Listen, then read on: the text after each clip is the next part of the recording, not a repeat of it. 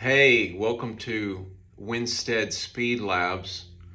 I wanted to share my ideas about how to change saddles and not waste a lot of time setting up a new saddle, because if you don't have like a set way of doing it, you can spend a lot of rides wasting time with your Allen keys and making adjustments based on feel. And after 20 years of doing this, and well, 25, I kind of like recently got a good system going for changing saddles and doing it. So the first thing I would suggest is if you don't like the saddle you've got, or you want to go to a different one, buy a bunch of saddles that you know are going to be close to what you are going to like, and buy them from somewhere that has a really good return policy and is not going to give you any flack for returning them. Because picking a saddle, you can't really do a review on a saddle because everybody's bum is different and the way they sit on the seat is different and their position on the bike. So you kind of just have to play with it and ride a bunch of different saddles so you can feel the difference from one to the other. So I like to use Competitive Cyclist or Amazon. It's really easy to work with on returns. And you have to understand your I guess your kinesiology, or your anatomy, and how you sit on the seat. Me, for example, I roll forward from the hips a lot.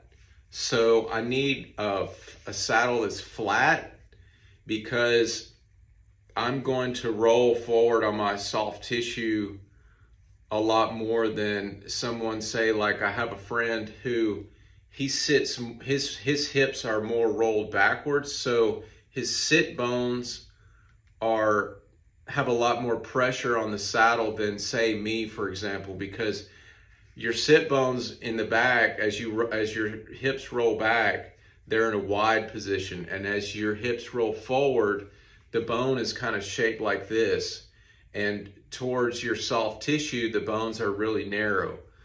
So somebody who's rolled backwards on the saddle, the shape of their saddle can be completely different than, say, me, for example. Some saddles you'll see are curved a lot more, and the front is kicked up and the back is kicked up, and in the center is kind of like dipped out. And that's good for somebody who doesn't move around on the saddle a lot. For example, sometimes on the flats, when I'm going really hard, I'll be way up on what they call the rivet, way far up forward on the saddle. And if I'm climbing, I might be as far back as I can get on the saddle. So if the front kicks up a lot and I slide towards the rivet, that pointed up part is going to be putting a lot of pressure on my soft tissue. So you have to kind of have experience with different saddle shapes and how you sit on it to be able to just look at a website, see the side profile, and be like, okay, that saddle's going to work good for me probably, and that one I shouldn't even order it because I can just see by looking at it it's not for my flexibility type or the way I sit on it, the way I use the seat.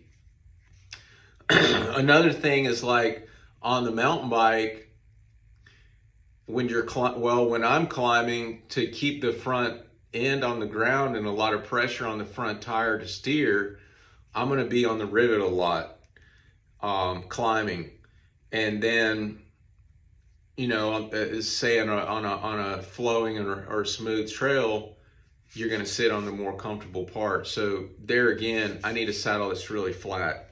So I ordered a lot of different saddles lately because I had a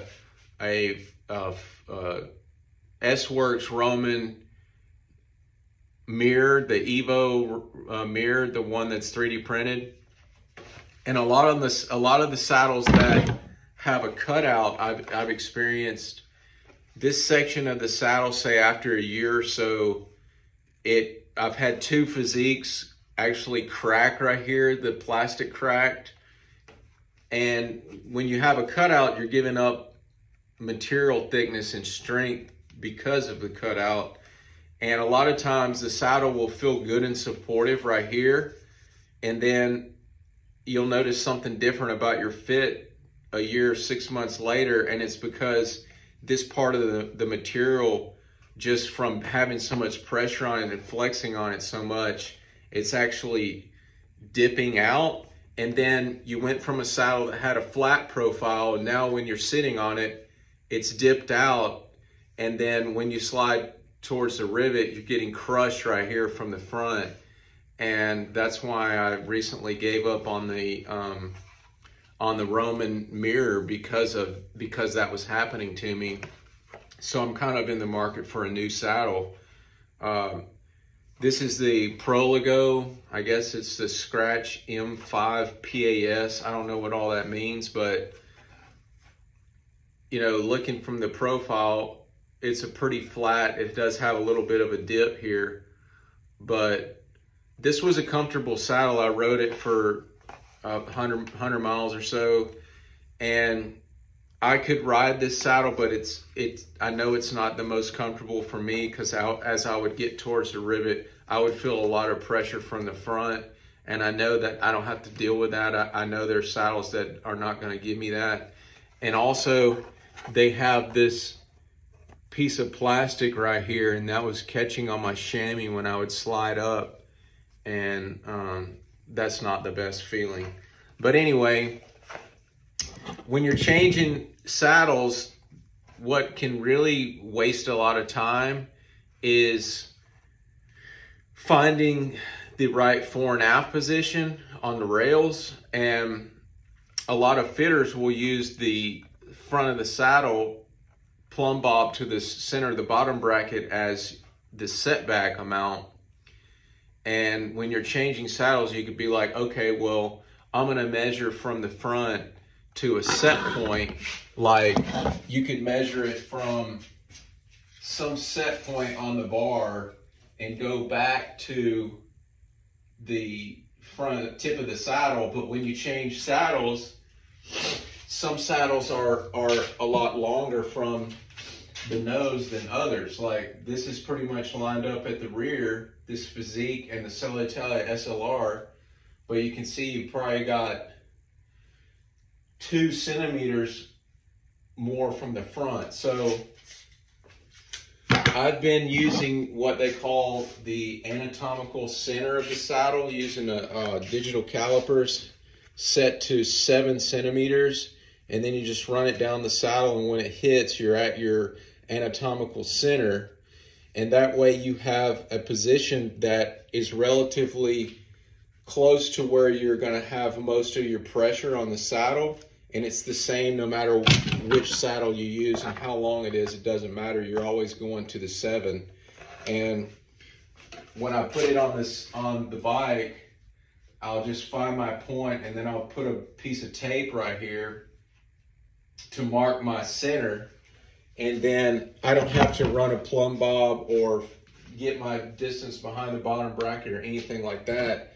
I'll just go from find my set point, go to the 7 centimeters, and then I've got my setback the same as it was on the old saddle, because you want to try and keep your fit. If you liked your fit before, you want to try and keep it the same. So when setting up your saddle height, forever I was doing different methods to get my saddle height, and you're always trying to look at it, and depending on the angle you look, it can be a different height. This is a tool called the VeloAngle, and I just recently ordered a tool online that was like way cheaper than this. It was $60, and this was like, I don't know, 150, 250 is way too much. But I'll review that later. But this has helped me a lot. It's got this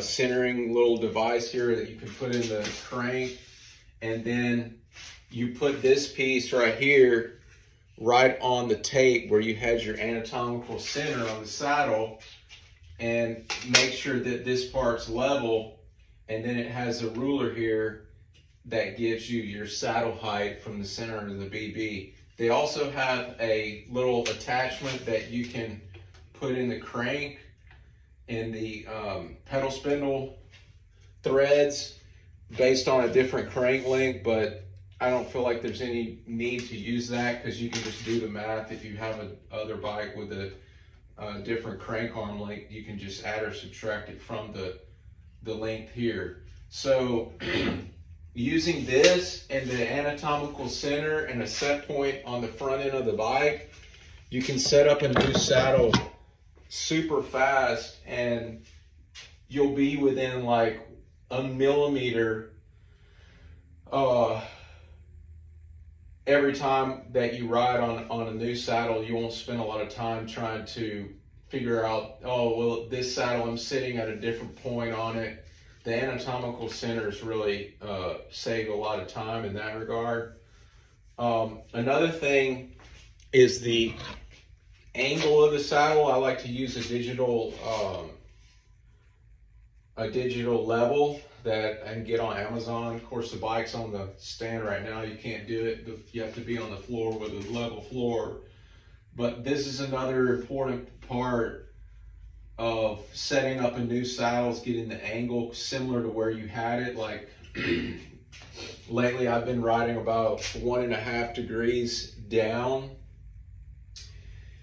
But this saddle angle, I think, is something that is really dependent on each saddle. At least start from your original saddle to get you a home, and then change it from there. But depending on where the saddle is in the rails, as you change the angle, you're changing the saddle height. Like if I was to raise this, you know, from -1.5 to flat, where I sit on the saddle, that anatomical center, it could theoretically go up or down 1 or 2 millimeters, and then I need to change my saddle height because I changed the angle. So it kind of depends on where it is in the rails, because that's going to determine, you know, if you're like me and you ride it on the back of the rails, as you change it, the front end is going to come up or down way more than this part. But that's something to think about when you're setting up a new saddle. I hope that helps.